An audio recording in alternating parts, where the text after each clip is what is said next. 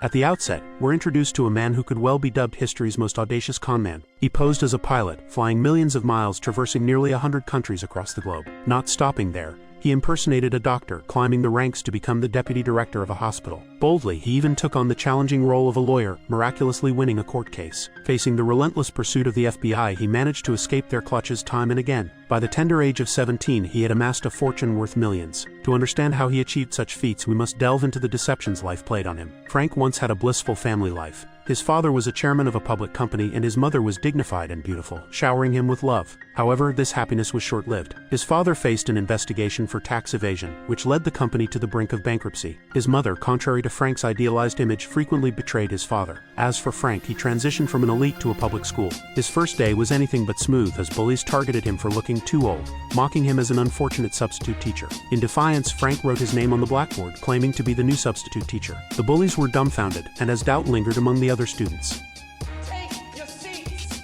Frank's authoritative roar silenced any skepticism. To punish the bullies, he dragged one to the front and made him read aloud. When the actual substitute teacher arrived, Frank coolly dismissed her with a few words. Eventually, his ruse was uncovered when the principal called in his parents. By then, Frank had already been teaching for a week, astonishingly taking students on outdoor sketching trips and even conducting a parent-teacher meeting.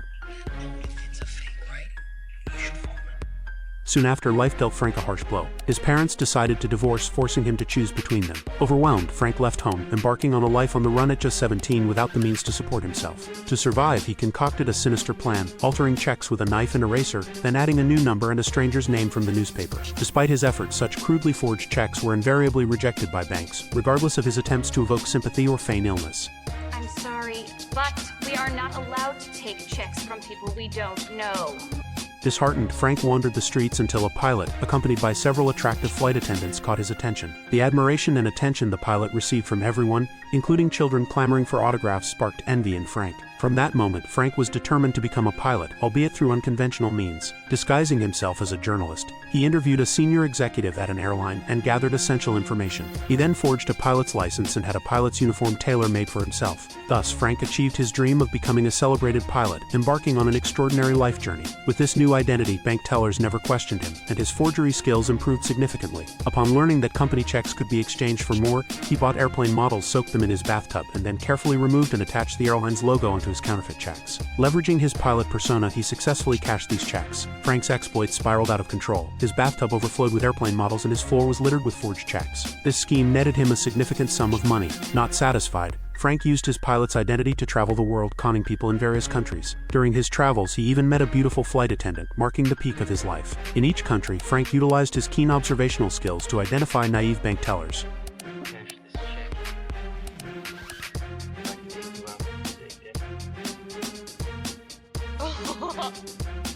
His exceptional acting skills and charisma made his cons even more effective. After gaining the teller's trust, they readily shared knowledge about checks with him. Armed with this information, Frank purchased an expensive check printer. Just as he was about to embark on a major con, Carl from the FBI began to close in on him, quickly pinpointing his location. Unexpectedly, when Carl burst in, the room was empty. However, Frank calmly emerged from the bathroom, realizing escape was futile. He claimed he was from the intelligence agency, on a similar mission to capture a suspect. Carl was skeptical and demanded identification. With no other option, Frank handed over his wallet. As Carl was about to inspect it, Frank diverted his attention to the window, pointing out two individuals assisting an elderly person into a car, claiming they were his colleagues escorting a captured criminal. To allay Carl's doubts, Frank even greeted them.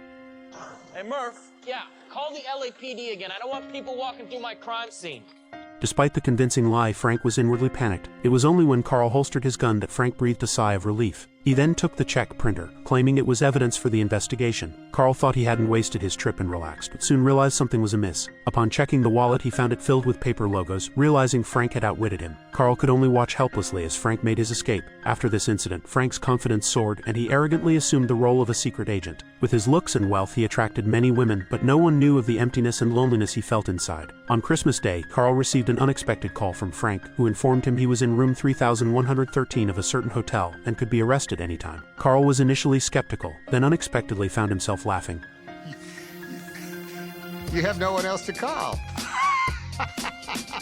Realizing his ruse was uncovered, Frank immediately hung up and swiftly left the room. The door number was indeed 3113. He hadn't lied to Carl, he just knew Carl wouldn't believe him. Tired of solitude, Frank decided to change his lifestyle. One day, he visited a hospital and happened upon a nurse being scolded by her supervisor, her pitiable state evoking Frank's sympathy and even a hint of affection. A naive and pure-hearted girl captured his heart. With just a few words, Frank managed to bring a smile to her face. To get closer to her, he forged a Harvard Medical School diploma. If he could fool banks with checks, deceiving a dean with a diploma was child's play, earning him a position as an associate director. Frank and the girl's relationship quickly warmed, but the facade couldn't last. Confronted with a bloodied patient, Frank couldn't help but vomit. Just as he was about to abandon the charade of being a doctor, the girl took him to meet her parents. Hearing her father was a lawyer, Frank reflexively pretended to be one too, not anticipating the trouble this would cause. The law firm he claimed to have worked for was where her father had been employed for years. Frank's cover was blown when discussing past events, but her father didn't expose him outright. Instead, he pulled Frank aside to ask what he was really up to. Caught, Frank no longer hid the truth. I'm nothing, really. I'm just a kid who's in love with your daughter. Seeing the sincerity and determination in Frank's eyes, the girl's father was moved and decided to give his daughter's hand in marriage to Frank, even offering him a position as his assistant on the condition that Frank obtain a legal license. Frank's talent was extraordinary.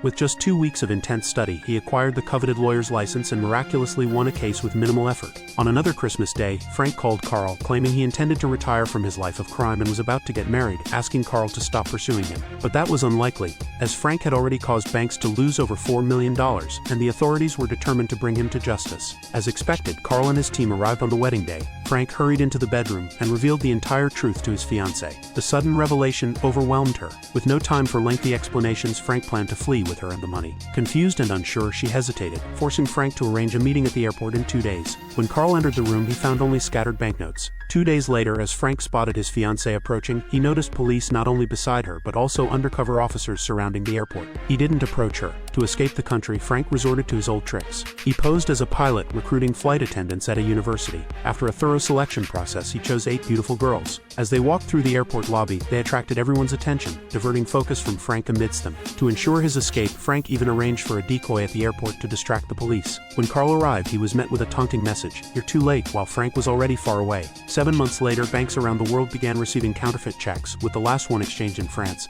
a clear signature of Frank's handiwork given his exceptional skill and his mother's French origins. Using this clue, Carl quickly tracked him down, finding Frank in the midst of printing a large batch of fake checks. When they met again, the encounter was not the violent confrontation one might expect, especially with Frank showing unusual excitement. It was Christmas Day again, perhaps fate playing its hand. Carl wanted to take him outside where over 20 French police officers were waiting. He warned Frank that attempting to escape alone would be suicidal. Frank, skeptical, believed Carl was deceiving him until Carl raised his voice to convince him. True. Walk out that door.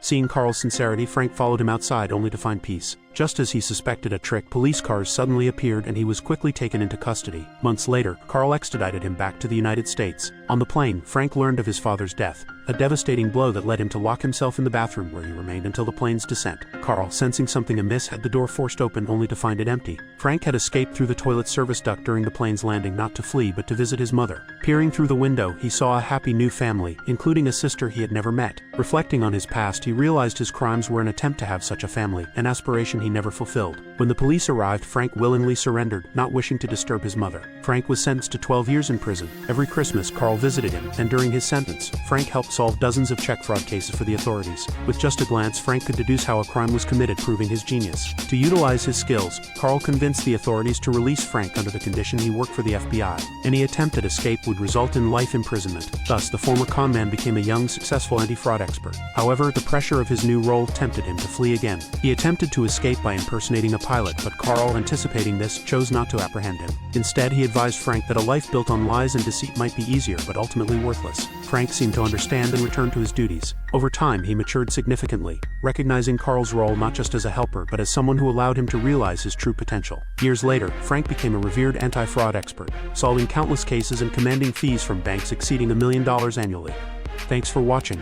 Make sure you subscribe and turn on notifications so you can watch more videos like this.